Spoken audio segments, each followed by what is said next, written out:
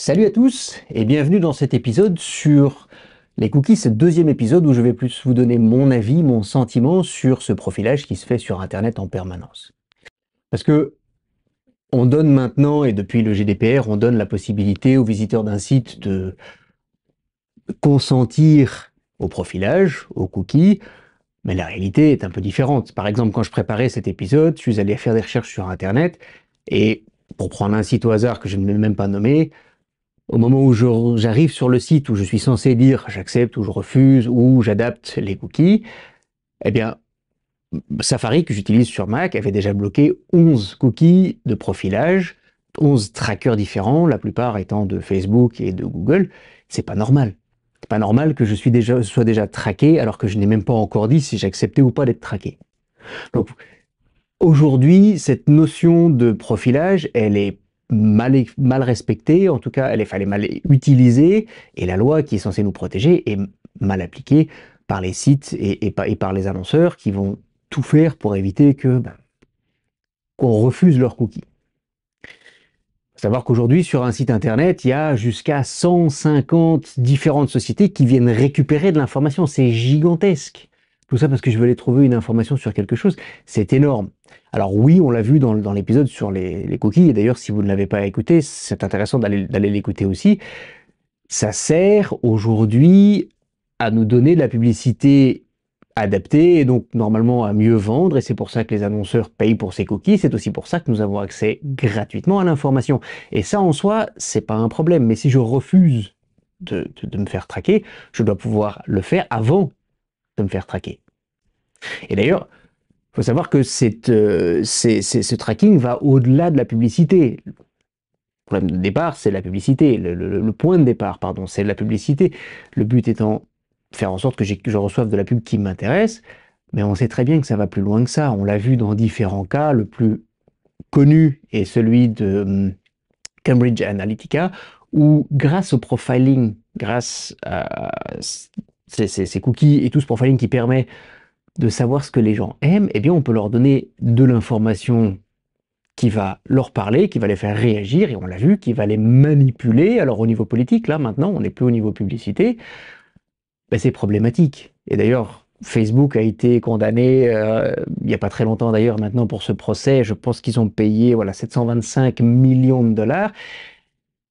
Ils ont payé, mais ils n'ont pas admis avoir fait une erreur. Ça aussi, c'est problématique. Ils n'ont pas admis que leur système pouvait être utilisé pour manipuler la population. On sait que ça existe, mais les géants de l'Internet continuent, en tout cas pour Facebook en tout cas, continuent de le nier. Pour moi, c'est un vrai souci. Et puis, ça amène un autre souci, ça amène un autre problème, c'est que le fait que je sois profilé, le fait que ces médias sociaux sachent ce que j'aime, ils vont m'en donner plus à moi, mais ils ne vont me donner que ce que j'aime.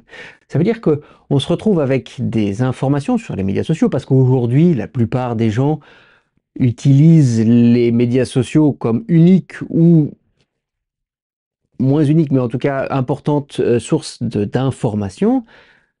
Bah, si l'information que je reçois n'est que celle qui me plaît, qui me parle, je ne suis plus jamais confronté à une autre réalité que celle que j'imagine être la vraie.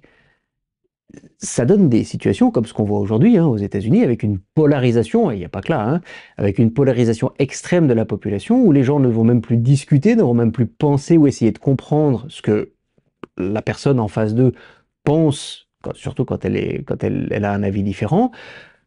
On a un vrai souci de communication aujourd'hui. Et ces cookies, malheureusement, ce profiling, malheureusement, ne va pas améliorer le fait que les gens vont un peu mieux ou un peu plus être confrontés à un avis différent, ne serait-ce que, parfois même, je veux dire, quelqu'un m'explique un truc, je dis, ah tiens, je savais pas, je change mon avis ou je revois ma position parce que, avec une autre information, je pense différemment. Mais si je ne suis pas soumis ou si je ne peux pas recevoir cette information, je continue à penser que ce que je pensais qui était incorrect est tout à fait juste. Et je vais même transmettre ça, parce que je peux aussi faire des vidéos qui vont être montrées grâce à ce profiling à des gens qui pensent la même chose. Donc je pense que c'est quelque chose qui va plus loin et qui aujourd'hui reste dangereux. Et puis le troisième point qui me pose un souci, et là c'est plus au niveau de la cybersécurité, c'est le fait que depuis le GDPR, depuis que les sites internet doivent, au moins en Europe, nous demander notre consentement, On a simplement appris à cliquer sur oui, parce que c'est trop compliqué de cliquer. Puis d'abord, il n'y a pas de bouton non la plupart du temps, de cliquer sur oui sans même réfléchir. Alors, il y a des sites qui font ça bien. Il y a des sites qui disent, voilà, je veux tout refuser, je veux adapter mon consentement ou j'accepte tout. Mais c'est rarement le cas aujourd'hui. Et donc, par défaut, parce que c'est trop compliqué, on dit oui, oui, oui, oui. Mais arrive un autre problème, celui où, après avoir dit oui, rentrer sur un site, j'ai une soi-disant pop-up qui arrive sur ce site, c'est pas vraiment une pop-up, mais on a l'impression que c'en est une, et qui dit, voulez-vous mettre à jour, j'en sais rien, moi, tel programme? Oui. J'ai tellement l'habitude de cliquer sur oui parce que c'est plus facile, que je vais beaucoup plus facilement me laisser avoir sur un message qui me propose quelque chose qui est faux, mais ça ne va plus, comment dire, ça va plus générer chez moi un peu de doute en disant, tiens, est-ce que c'est normal? Voilà, oui, et puis je passe à la suite. Donc même l'implémentation de cette législation sur les cookies et sur le consentement pose un problème au niveau du comportement de l'internaute. Alors, les bonnes nouvelles, c'est qu'il y a une législation qui commence à être de mieux en mieux suivie, de plus en plus appliquée, hein, c'est le GDPR, avec une nouvelle qui arrive qui va mieux déterminer au niveau d'Internet et protection des données, qui est la directive e-privacy, qui devrait normalement arriver encore cette année 2023, et si elle est un peu retardée, ce sera pour début 2024. Et puis les autorités de protection des données agissent de plus en plus, poursuivent les sociétés qui ne vont pas respecter la régulation. En Belgique, l'ADP, hein, l'autorité de protection des données, a condamné, je pense que c'était 250 000 euros, si je ne me trompe pas, déjà je pense que j'ai le chiffre ici, l'IAB sur le fait qu'ils avaient mal implémenté les politiques de cookies. En France, la CNIL a condamné, ou a fait condamner Google à 160 millions d'euros, ou 100 millions d'euros et 60 millions pour Facebook, parce que l'utilisateur ne pouvait pas refuser facilement le tracking. Donc ça, c'est positif. Et les nouvelles législations et le fait que ces autorités poursuivent les sites et les sociétés de publicité sur Internet, ça va aider, évidemment, ça va être dans le bon sens. Malheureusement, il y a une limite. C'est-à-dire qu'à partir du moment où je suis dans l'application Facebook, que je suis logué sur mon compte Google, ils n'ont même plus besoin des cookies. Ils savent ce que je fais puisque je suis sur leur serveur, je suis sur leurs interfaces. Et là, typiquement, ça ne va pas arrêter grand-chose. Donc il y a une partie pure Internet où on pourra peut-être moins nous traquer, en tout cas on pourra refuser d'être traqué. Et puis tout ce qui utilise les outils de Facebook ou de Google qui sont quand même extrêmement dominants et présents partout sur Internet aujourd'hui, ça va rien changer et on va continuer à être profilé, on va continuer à ne voir que l'information qui nous intéresse. C'est problématique, c'est dommage. Et là, malheureusement, je pense qu'il n'y aura pas de solution. Voilà, enfin, je voulais juste partager avec vous ce que moi je pense, comment je vois les choses sur le plan du profiling et les dangers qui vont plus loin que la publicité ciblée.